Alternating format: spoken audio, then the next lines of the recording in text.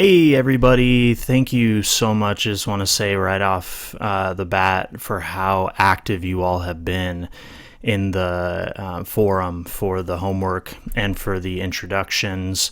It has been, and for the lecture. It's been very encouraging. I know this is kind of the week where you're getting your bearings. There will be weeks where there's a bit of a lag, and I understand that.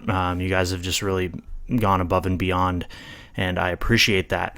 But I know a lot of you have been asking a lot of questions, expressing a little bit of confusion over some of the words. So I'm not going to go over every word, but I'll just kind of point out some of the ones here. And here's what I really want you to notice as I go through this. Sometimes there's gray area, which means there is more than one right answer. As long as you know why you're getting the answer, that's more what I'm concerned with. So for instance, looking for nouns and pronouns. Man is a noun. God is a noun. Whose is a relative pronoun. We haven't gone over those yet, so I wouldn't expect you to have gotten that one. Name, that's a noun. John is a noun. He is a pronoun. Witness is a noun.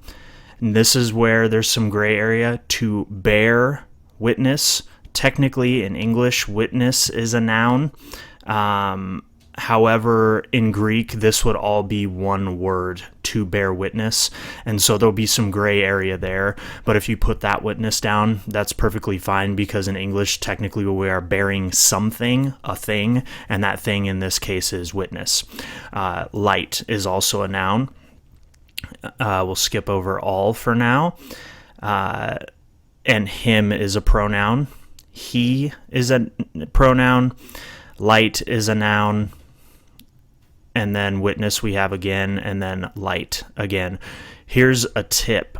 If you have a definite article, usually you're going to have a noun that follows it or a substantive adjective. So in most cases, it's going to be a noun, so that can be a bit of a clue for you. The only adjective in this entire set of verses is all. Now, I know that some of you were a little bit confused about this one.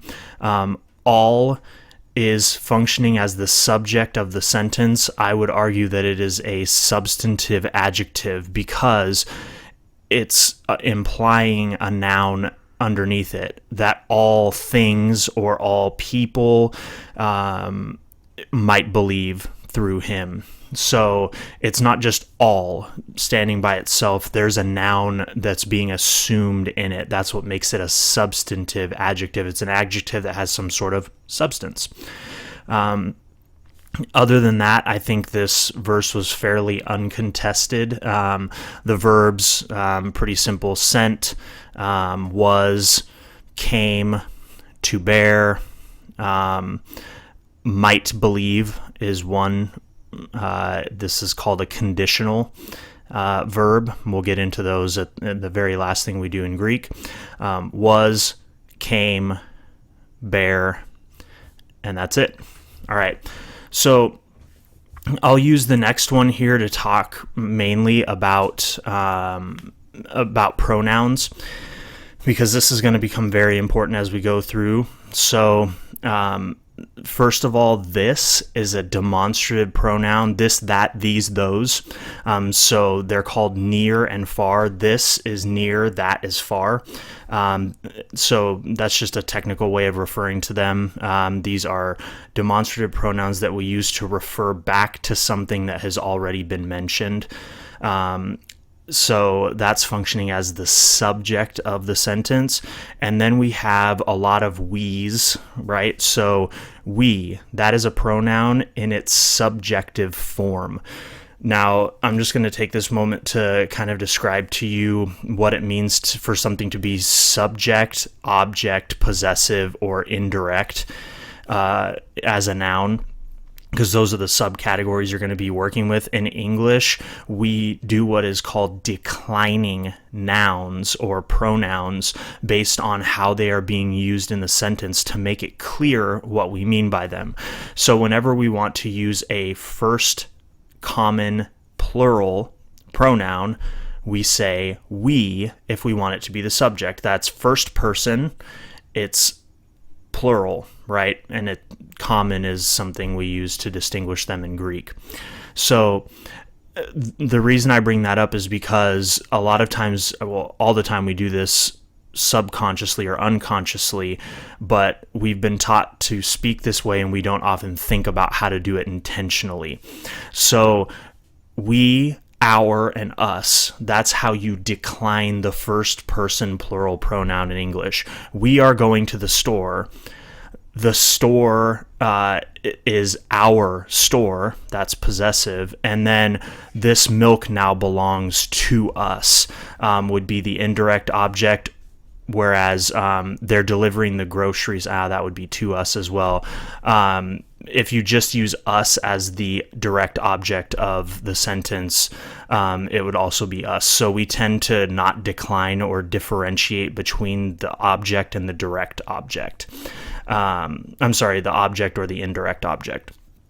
So those are all different forms. I is a subject pronoun, first person singular.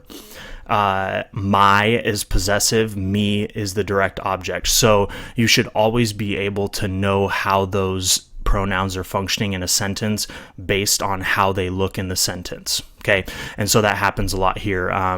If we confess, starting in verse 9, if we confess our sins. So we is the subject, our is a possessive pronoun, sins is the object of the verb. Okay. You could also say, if we confess the sins of us. Okay, so we just make it shorter by saying our sins. All right. Let's jump. I just want to jump down here because this is the one where I really was kind of looking to see if you could actually take a word that I gave you and make some sense out of it. So the first one is am writing. And what I want you to do is say, is this a verb, an adjective, or a noun? And then what type of each of those things is it? So if it's a verb, you have the 12 different kinds that you can choose from, right? If it's a noun, you have the 4 different kinds. And if you have an adjective, you have 3 different kinds. Okay, so 12, 4, 3. So the first one is a verb. So now you have to choose, what is it? It's either a simple present, present continuous. In this case, it's present continuous because it has the form of the verb to be, am, along with the ing form of the verb. I am writing. That is, I am in the process of doing it. I'm continuing to do it. So, part of speech, verb, type, present continuous. Advocate. We have, in the context it says, we have an advocate. So this is a noun and it is a direct object because the verb have is directly in contact with that as the object. It's not the indirect, it's the direct object, okay? It's receiving the action of the verb. Righteous one. This is an adjective and it is substantive. Jesus Christ, the righteous one. And that has all the clues that I gave you in the lecture, right? It has righteous is an adjective, and then it's got the word one attached to it. All right. He is the propitiation for our sins. This is a pronoun, and it is possessive. That's its type. Okay, and as I said before, if you know all the different variations of your pronouns, it should scream at you right away.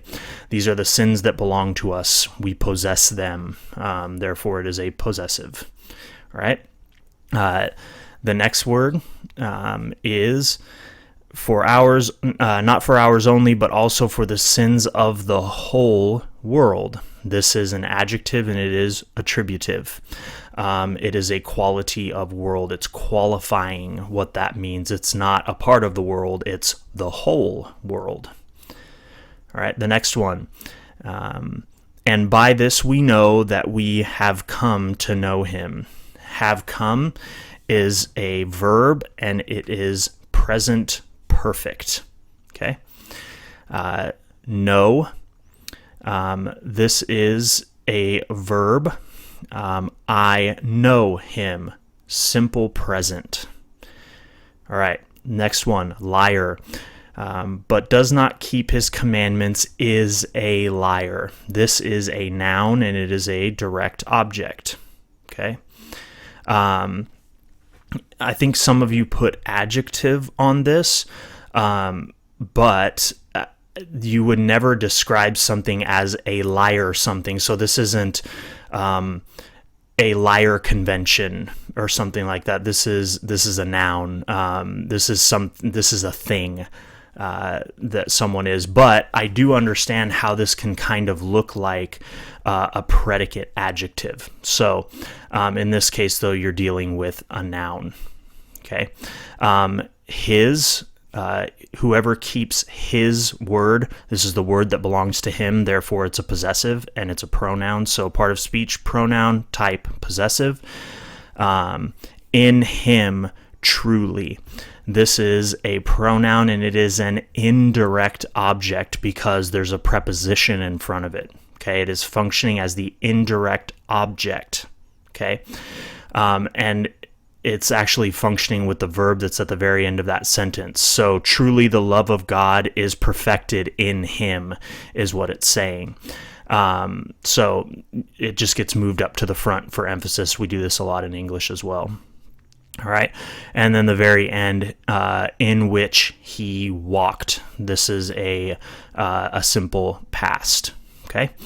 So those are all the answers for that. Those are the ones I'm really worried about you getting. So if you did well on that, great. I think you'll do well on the rest of the assignments. Really, I hope this was just a time for you to kind of wrestle through some of the old grammatical stuff that's probably got some cobwebs on it from the past, and kind of refresh that. We're going to have another week of getting a little bit more nuanced in this, and then we're going to jump into Greek, and I'm going to start making some connections between what you know about English grammar and then what you will begin to learn about Greek grammar, so that it's not just brand new to you. All right, so hopefully this will make some connections for you. I hope you have fun doing the worksheet and look forward to seeing you in my next lecture video, which I will post on Sunday. Have a great weekend.